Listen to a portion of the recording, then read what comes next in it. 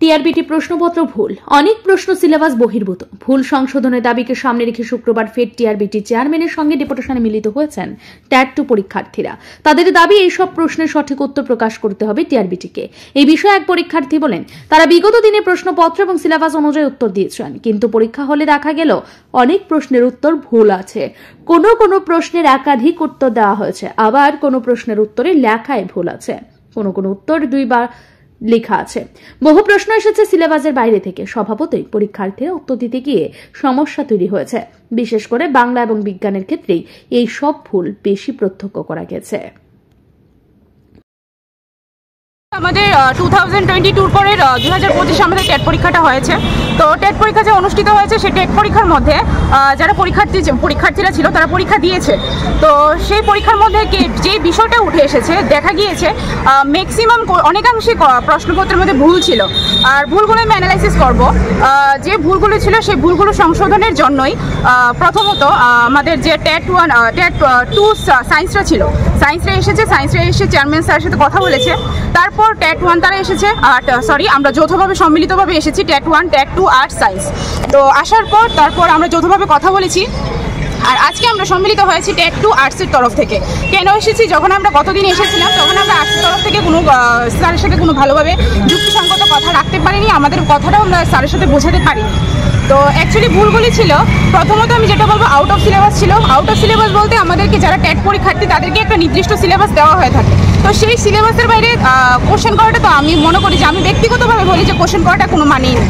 Out of syllabus question ছিল, কারণ কি একটা প্যাটার্ন দিয়ে দেওয়া হয়ে থাকে পরীক্ষার্থীদের যে সিলেবাসের বহির্ভূত ভেতরে যে কোশ্চেনগুলো আছে বা ভেতরে যে টপিকগুলো আছে, চ্যাপ্টার্সগুলো আছে, সেইগুলো কভার করে পরীক্ষার্থীরা পরীক্ষায় বসে। কিন্তু আউট অফ সিলেবাসের সিলেবাসের বহির্ভূত কিছু কোশ্চেন উঠে এসেছে এখানে। আর দ্বিতীয়ত যেটা হচ্ছে স্পেলিং মিস্টেক, বানানে ভুল ছিল। এই বিষয়ে আরেক পরীক্ষার্থী বলেন, তিনি টিআরবিটি সিলেবাস অনুযায়ী পড়েছেন, কিন্তু দেখা গেছে অনেক প্রশ্নের মধ্যেই ভুল রয়েছে। ভুল প্রশ্নের উত্তর দিতে গেলেই সমস্যা। বহু প্রশ্ন আছে সিলেবাসের বাইরে, ফলে এই সব প্রশ্নের উত্তর দিতে গিয়ে অনেকেই বিভ্রান্ত হয়ে গেছেন। তাতে করে পরীক্ষার্থীদের নম্বর কমে যেতে পারে, এই আশঙ্কা আছে। এই আশঙ্কা থেকেই তারা একের পর এক হয়তো টিআরবিটি চেয়ারম্যানের কাছে ডেপুটেশনে মিলিত হচ্ছেন। কিছু আনসার ভুল আছে, কিছু আমরা সিলেবাস বহির্ভূত কোশ্চেন আছে, ওইগুলোর জন্য এখানে আসি। মানে কি সমস্যা হয়েছে আপনার? কিছু আউট অফ সিলেবাস অনেকগুলো কোশ্চেন আছে যেগুলো আমাদের সিলেবাসে আমরা প্রুফ দিয়েছি যে এগুলো আমাদের সিলেবাসে নেই, অথবা টেট 1 বা এসটিজিটি সিলেবাসে আছে কিন্তু টেট 2 সিলেবাসে নেই, ওই রকমই। আর কিছু কোশ্চেন আমাদের কনফিউশন আছে যে আমাদের মনে হচ্ছে যে এগুলো হবে না, কিন্তু ওরা আনসার এগুলো দিয়েছে। তো ওইসব সমস্যা নিয়ে আমরা এসেছি যে এগুলো কি করে হতে পারে। এগুলো কি, এটা কি টেট 1 না টেট 2? TET 2 arts. এই বিষয়ে টিআরবিটি চেয়ারম্যান সাংবাদিকদের মুখোমুখি হয়ে বলেন, এটা একটা ট্রেন্ড হয়ে দাঁড়িয়েছে। পরীক্ষার পরই ছাত্রছাত্রীরা দল বেঁধে অফিসে এসে চেয়ারম্যানের কাছে ডেপুটেশন দেবে। 2015 সাল থেকে টিআরবিটি পরীক্ষা নিচ্ছে। 2020 সাল পর্যন্ত এই পরীক্ষা নিয়ে কোনো ধরনের অভিযোগ আসেনি। 2021 সাল থেকে শুরু হয়েছে এই ধরনের ট্রেন্ড। পরীক্ষার্থীরা দল বেঁধে চেয়ারম্যানের কাছে এসে ডেপুটেশনে মিলিত হচ্ছে, অথচ তাদেরকে নির্দেশ দেওয়া আছে অনলাইনে তারা এই ধরনের চ্যালেঞ্জ জানাতে পারেন। তাদেরকে পরীক্ষার উত্তরপত্র দেওয়া হয়ে থাকে, এরপরেও তারা অফিসে এসে ডেপুটেশনে মিলিত হচ্ছে। চেয়ারম্যান প্রত্যুষ রঞ্জন দেব বলেন, টিআরবিটি প্রশ্ন তৈরি করে না, আবার উত্তরপত্র মূল্যায়ন করে না। প্রশ্ন তৈরি করেন সেই বিষয়ের উপর যাদের দখল আছে সেই অভিজ্ঞ শিক্ষকরা, উত্তরপত্র মূল্যায়ন করেন সেই অভিজ্ঞ শিক্ষকরাই। এইসব কিছুই করা হয়ে থাকে নিট, জেইই, ন্যাট, স্লেট এবং ইউপিএসসির পরীক্ষার পদ্ধতি অনুসারেই।